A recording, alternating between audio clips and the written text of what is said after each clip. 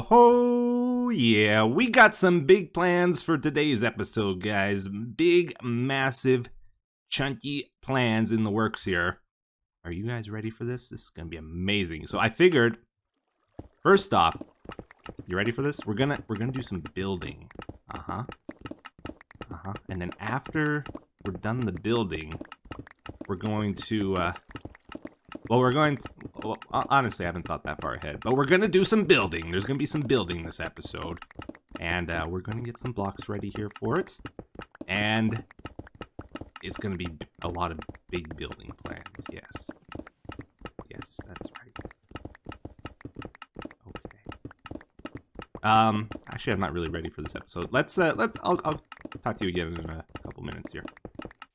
All right, very good, very good. So we got our black concrete converted over. You guys remember this little gizmo? We tell it what we want, it goes up, and it gets it for us, and then we take it out of here and fill up our inventory.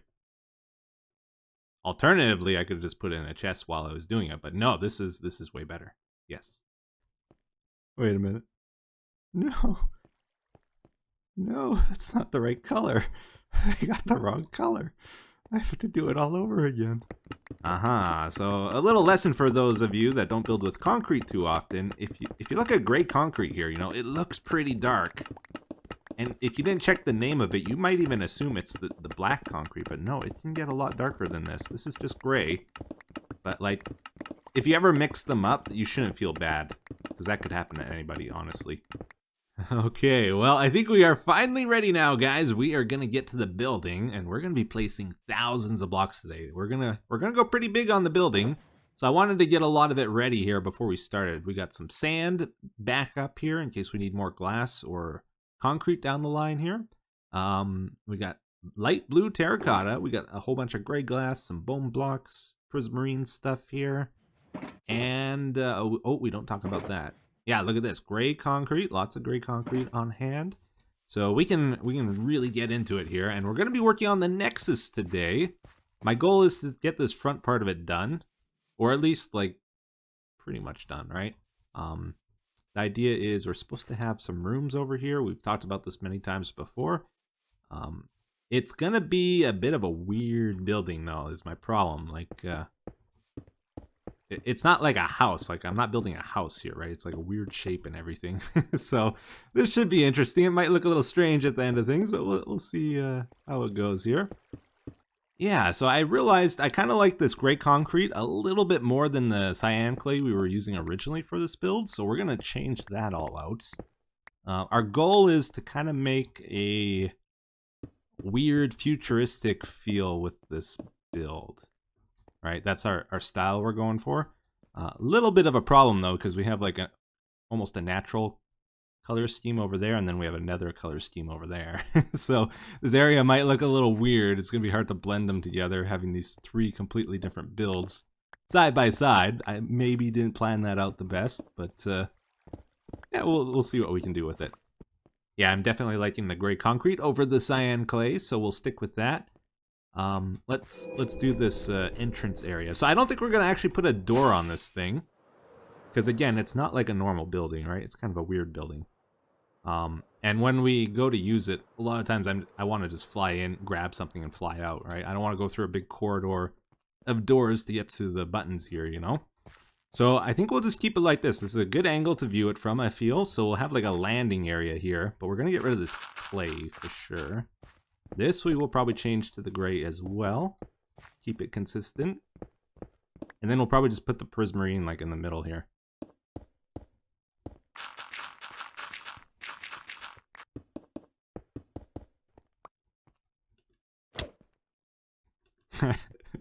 I hate when I do that. I middle click sometimes and it doesn't select the block, and it like scrolls instead, and I go to like the ender pearl. I do that so often. I don't know why. Oh, yeah, let's go around the sea lantern. We'll give it a weird shape. Yeah, that looks a little strange, doesn't it? So I think we either got to change it to bone blocks, or we have to make more of the outside of this building this darker color, because it just looks like it stands out on its own right now. which wouldn't be a bad thing actually, because we only got 2 colors really in our outside here, just the white and the blue. If we mix some black in with that, it could look cool. Not black, it's gray. Don't mix those up. Okay, over here we probably will bring this over. Let's see. Oh, I wonder if my middle click is kind of broken right now. I just got this mouse though. It shouldn't be. So we'll probably do prismarine here as well, all along the ground, right? We somehow have to add some staircases, like to go down and to go up here. And the problem is we kind of want in the middle for both, and that's not possible. We also have a wire that comes across here that we have to deal with somehow. And we also need to figure out what goes on this side of the wall. I think I might just mirror it, actually. So if we copy the same distance, how's that going to work? Oh, like this. That the same width? 1, 2, 3. 1, 2, 3. Yeah. Okay. So maybe we make this come all the way across. And the nice thing about like working with this concrete, it's a pretty plain block, which means we don't have to add a lot of detail to the build. Wait, I like that for bigger builds like this, because otherwise it would take me forever to finish. Then maybe let's just do what we did here and have glass. Or we could put bone blocks, might look cool here too.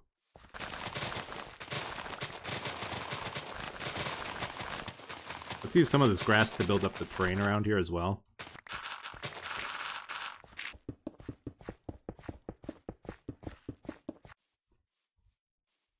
I'm a little worried. Oh. I wasn't worried about that, but I should have been. No, I was gonna say I'm a little worried. This might be a little on the plain side, but we'll see. And that's why you gotta sleep, guys. Always sleep. Sleep away the nights. I wanted to see the lighting though, and it seemed kind of dark around here. So we'll probably stick some sea lanterns in with the prismarine. But yeah, I do like this window. So I put a frame around it. I think that's cool. I love seeing the wiring. I think that wiring looks pretty cool. It's one of the few times I actually use like multiple colors for the different lines. So we got all these different colors of terracotta in there, which looks kind of crazy and chaotic, right? Maybe every 3 blocks. Good stuff. So that should keep our floor nice and bright now that we got all these sea lanterns mixed in. I'm going to try and make it a bit more interesting, though, just by, like, making this come out. Do the same on this side, obviously. And then we'll probably try add some prismarine bricks mixed in with this other stuff.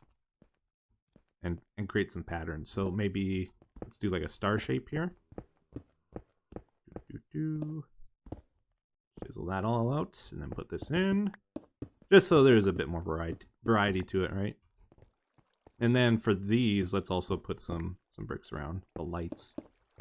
Oh yeah, that helps it out quite a bit, right? I'm mostly worried about this floor being kind of boring because it's like a big, wide area, all the same color, you know. Hopefully that's good. So we're gonna glass over it.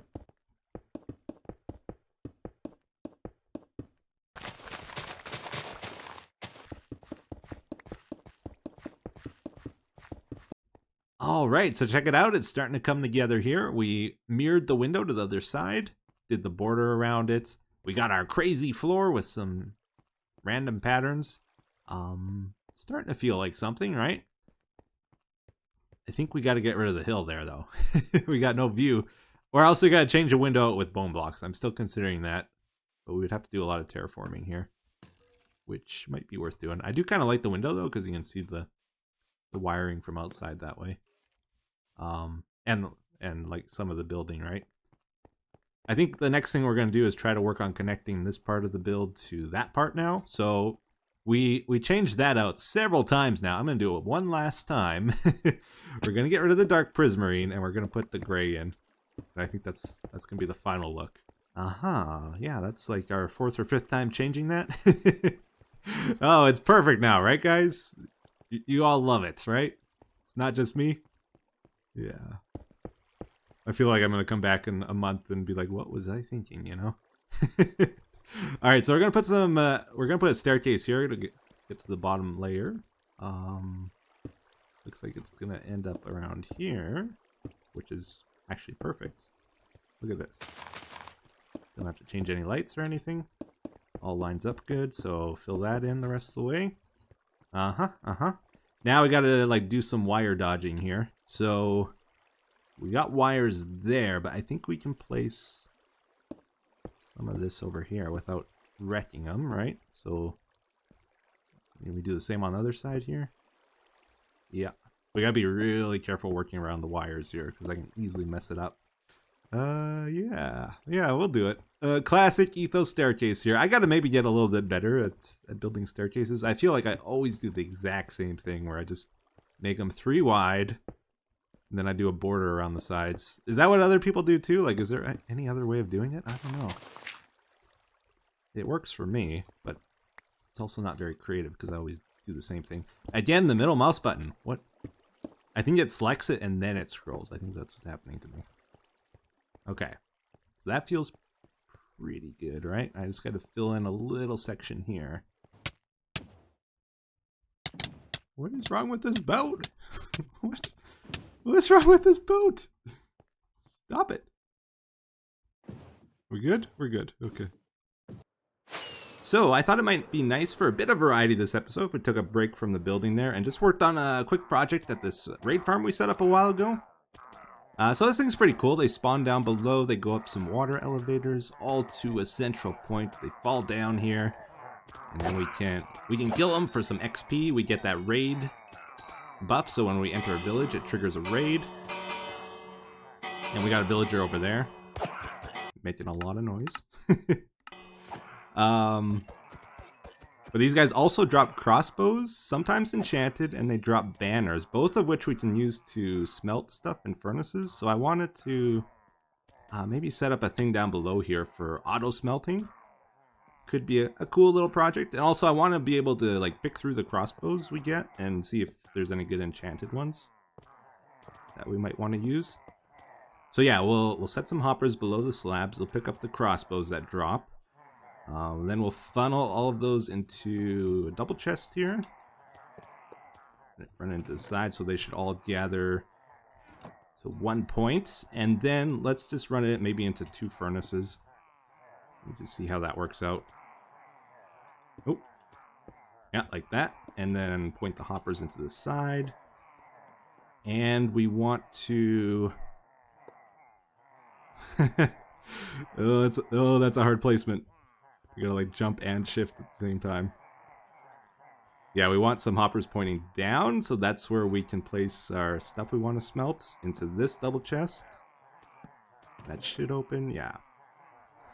Okay, so any crossbows in here should go into the fuel slot. Yeah, okay, good. And anything we want to smelt should go to the top slot. Yeah. Okay, good. So then we want to take those items out of there and put them into a chest that we can pick up. Oh, I guess we gotta probably place that first. Put in the front here. Put these underneath the furnaces. So anything that smelts should go into here now. And then... I kind of wanted to set up some lava somewhere, actually, so that we could just destroy any crossbows that aren't enchanted, like when we're picking through them. Oh yeah, we can click the double chest here. Like, these hoppers aren't really in the way, so we can access everything from here. But I was thinking maybe we change that and have these sticking out on the side like this. Yeah, so that'll give it a little bit more storage for the crossbows, but also we can put some lava like over here. And then as we're looking through the chest of the crossbows, we can just press Q to throw them into the lava sort of thing. So let's set that up. Probably like that, right? And then, actually, let's grab some trapdoors here. Yeah, so we'll put the trapdoors here. Then we can put lava in there, right? Both sides. And then kind of build this up a little bit. Like that. Yeah, so check this out. After we kill a few of these guys, right? When we go down below here, we should have a bunch of crossbows. And like any that aren't enchanted, we can just press Q now. They'll go into the lava and just get destroyed. Like if we're not smelting stuff, and we're trying to get a bunch of enchanted ones, that'll allow us to pick through them pretty quickly. That's cool. Maybe just add a couple more blocks here. And yeah, I think it's pretty good just like that. It's nothing too crazy, right? Simple project, but should allow us to get some good crossbows when we want them. Just decorated it a little bit, you know, nothing crazy. And I added some ladders so we can actually get up to these guys, because before I had to use ender pearls or a rocket every time. Just kind of annoying. It actually gets a XP pretty quick with this thing too. It's not bad. But anyways, we are back at it here, guys. Let's get back to the building. So I did fill in the little spots here. Just put a spotlight in and some blue clay. I think that looks pretty cool. I thought I'd try to do a story time with Etho, though, as we do a bit more building here, if I can. I saw on the last episode, once again, something that comes up quite often, actually. People were like, Etho, I don't know. You might want to go to the doctor or get yourself checked out. I think you might be a programmer. Just the way you're doing that redstone, I don't know. You might want to get looked at. So I thought I'd give you guys a quick little rough history of my programming experience, because yes, I do know a little bit about programming. I am not a professional programmer by any means. I never got schooling on it. Totally self-taught. But I started learning programming when I was 8 years old. That's right. I knew, guys, at that age, when I grow up, I'm going to make video games for a living. That was my dream job. I had it all figured out. But life can be cruel, guys. It can. I only play video games for a living. I don't get to make them. Oh, man. Woe is me, right? So I got into programming so that I could, you know, pursue that dream, you know. I got Visual Basic 3 as my first programming language, which maybe not the best one to start with because it wasn't the greatest of languages, but, you know, it was okay. And I got like a bunch of books. They used to sell these books like they were 1,000 pages usually, or 1,500 pages, and they would give you a couple examples on programming, like some test projects for you to make to teach you how to do it. You know, like Hello World, and they would get more and more complicated. So I would read through those and sort of learn a couple things, and then I think I bought about like 10 of those books or so. So some of them were more advanced than others, and slowly I was learning more and more, right? I think by the time I was 9 years old, I made my first game. It was a Frogger clone with pretty much all the features like totally implemented. Like the vehicles had collision. I drew all the pixel art myself. I would show you a screenshot of it if I could run it, but it's like on an old computer of mine, so I can't really show you. But yeah, it was a pretty good Frogger clone, you know, it wasn't bad. It would get more difficult as you progress through the levels and all that kind of stuff. And then I was gonna go, or I think at that point I decided, you know, I gotta get something better. So I upgraded to Visual Basic 6. Spent like all my money buying that. It was like $100 or something crazy. I just worked on a couple more details here. I think that's good now. We're gonna go up there and start building some stuff too now. But yeah, I think the next big project, like the next game I tried to make, was a Tetris clone, and that did not go so well. Again, I was 9 years old at the time, and I did not understand the concept of arrays, and it's not like I could go ask somebody for help either, right? Like, I couldn't just go to Stack Overflow whenever I had a question. I had to figure it out myself. I didn't have the internet, and I just couldn't really make the Tetris because I didn't understand arrays, and they're pretty important when you're doing something like that.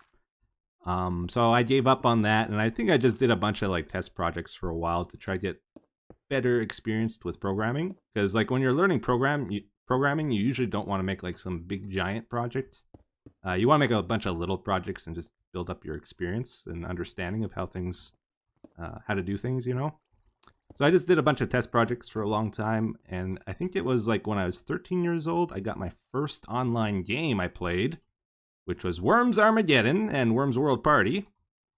And then when I got those games, it kind of kicked off my programming experience a little bit more, because those games had a lot of like custom files in them. Like you could make your own teams in the game. You could make what were called schemes. That was like the game settings and stuff. So I challenged myself to try make some editors for that game, like scheme editors, team editors, map editors, which meant I had to learn how to read and write files in programming. I had to figure out how a hex editor works, because I had to reverse engineer the file formats. I had the internet at that point. That's when I got the internet, when I was 13. So I could actually look online for help and stuff at that point, which made a huge difference. Oh my goodness. So basically you would load up the game, you would change one setting in the schemes or the teams or whatever. Then you would load it up in the hex editor and see what changed, like what byte changed in the file. And then you would know, okay, this byte here, this controls like the worm's health, or this one is how much turn time you have. Stuff like that, right?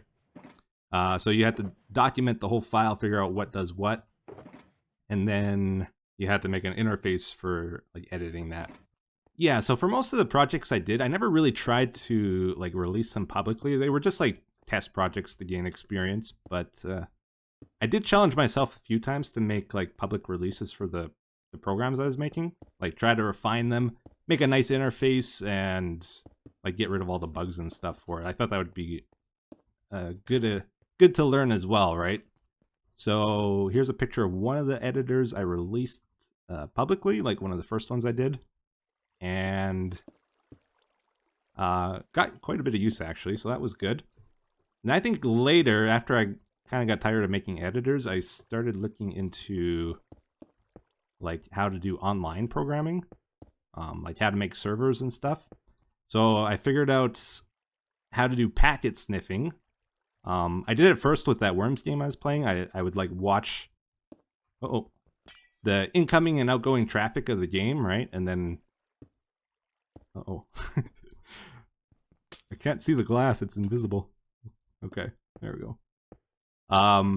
So that game was based on like a hybrid IRC client. So I figured out how IRC clients worked, and I was trying to make my own server for the game, right? So I could host it myself instead of using the official one. So I eventually was able to do that. Then later, I think I moved on to other games. I think the next one I did was a MMO game, Survival Project. Some of you might have heard of that. And that's when I got into hacking. I hate to say it. Wasn't always a good guy on the internet. Although I made sure when I did it not to interfere with anyone else's enjoyment of the game. Like I never messed up the economy in the game, but still probably should have never have done that. But yeah, that was also some learning experience.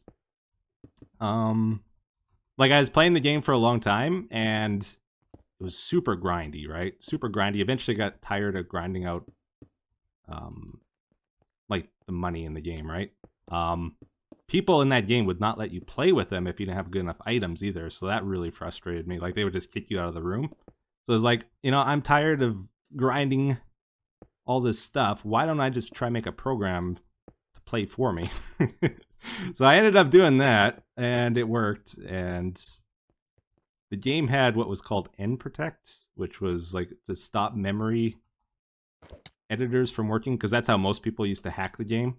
And then nobody was able to do it once they installed that.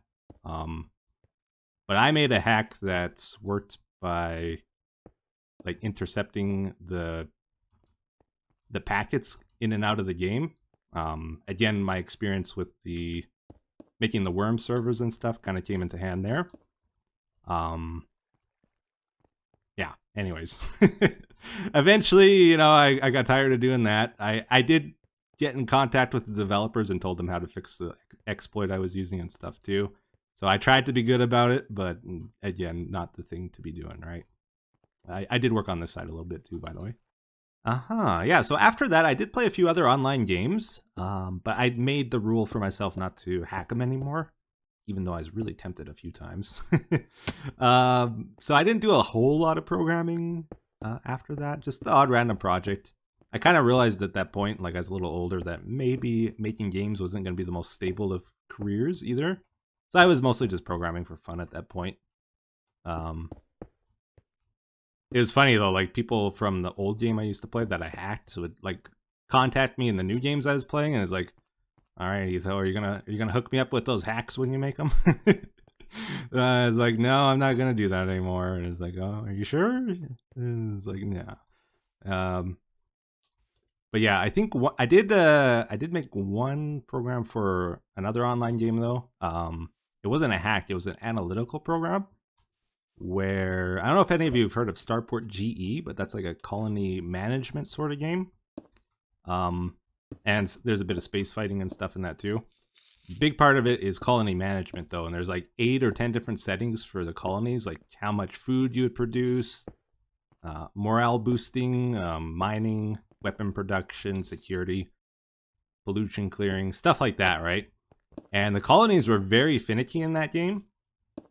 If you set anything a little bit too high, it would exponentially like grow out of control and kill itself. If you set it too low, then your colony would be really easy to steal.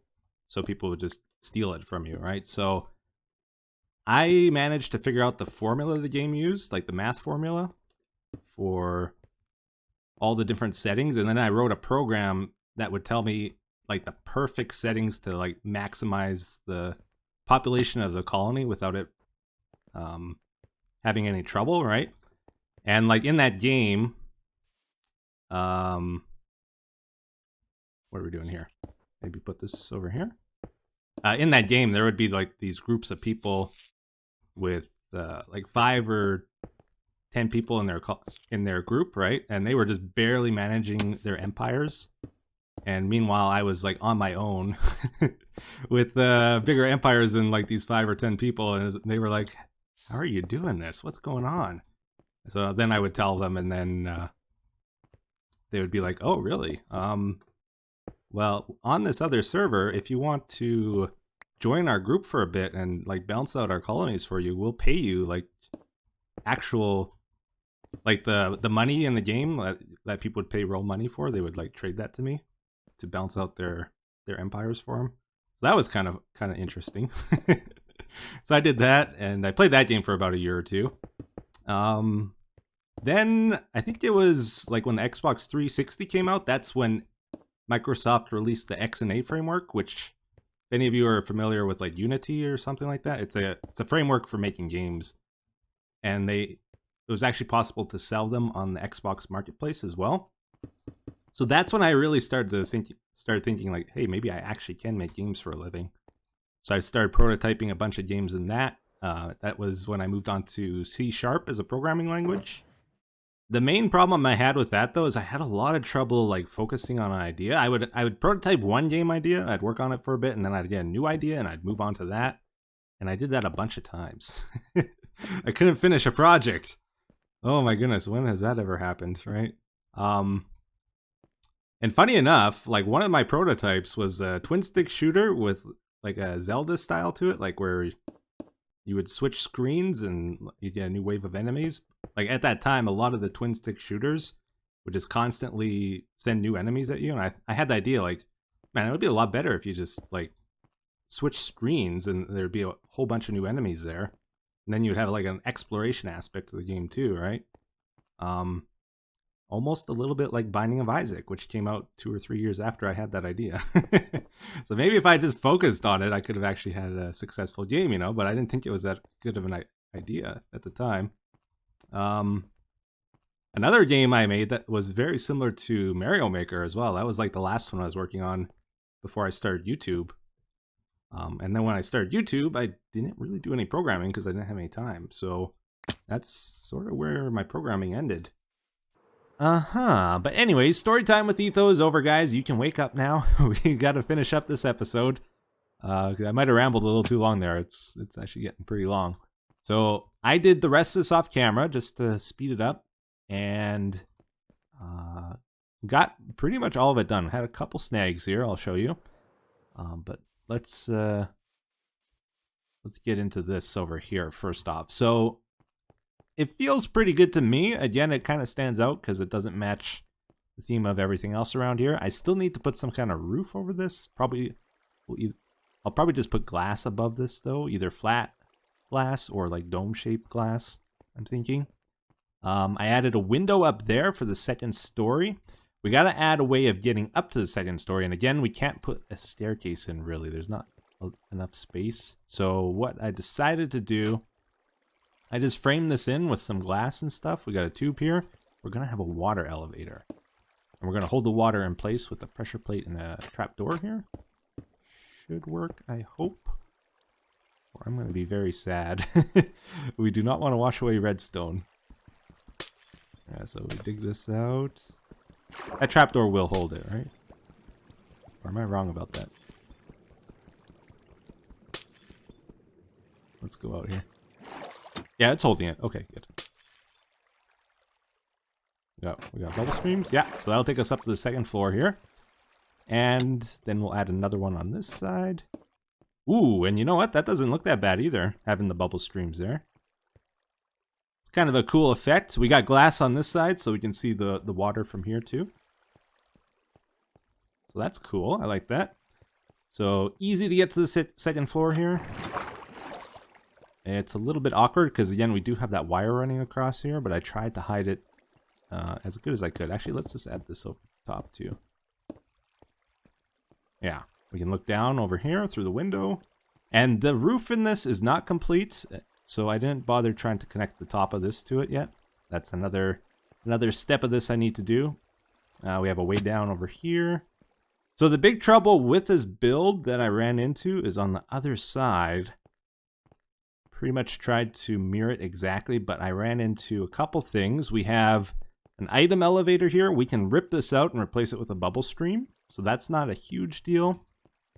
This is our line where anything that doesn't get sorted gets shot out here. And there was like an ice stream that went through this whole thing that I ripped out. So this needs to end somewhere else.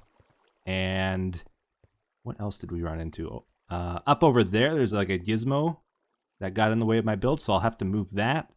And right over here, there's wiring where I want to put the elevator. I don't know if I can get rid of that. We can do it on this side at the very least, which is good. We'll add one in here as well. One more. Cool, cool. And again, this side needs a roof as well.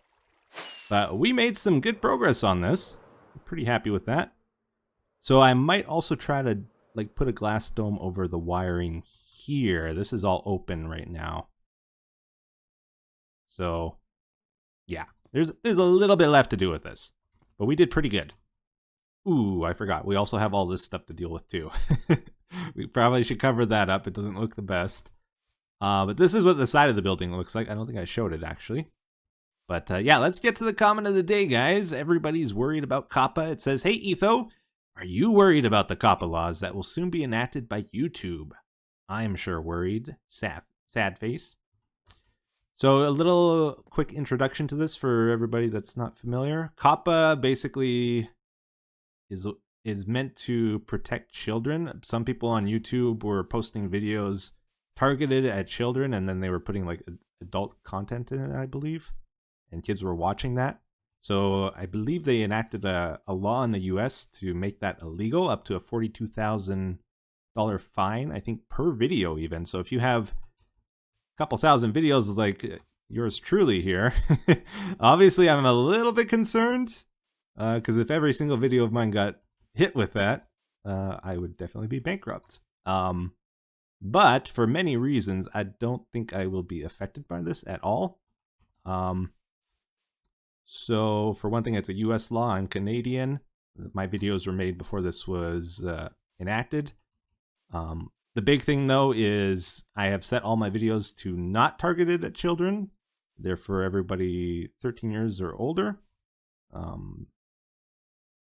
And if they were, for some reason, to interpret my videos as for children, like, I think most of them are pretty clean. Like, for example, even when the ad apocalypse happened, I know a lot of you were concerned for me about that, and I appreciate it. But not a single one of my videos got hit in that, which is surprising because almost every other YouTuber had trouble. But yeah, I got away scot-free. So I think I'm okay. The people that are going to really suffer from this is anyone that has a child targeted channel.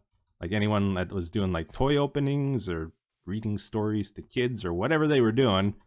Their videos are like not going to get advertised anymore on YouTube, and they're going to basically have to quit doing YouTube for money. If like they'll need a new job basically. So yeah. But for myself, I should be fine. Not too worried about it. But anyways, that's going to do it for today, guys. Hope you enjoyed the episode. Thank you for watching. Hope you have yourselves a wonderful day. Take care. Bye-bye.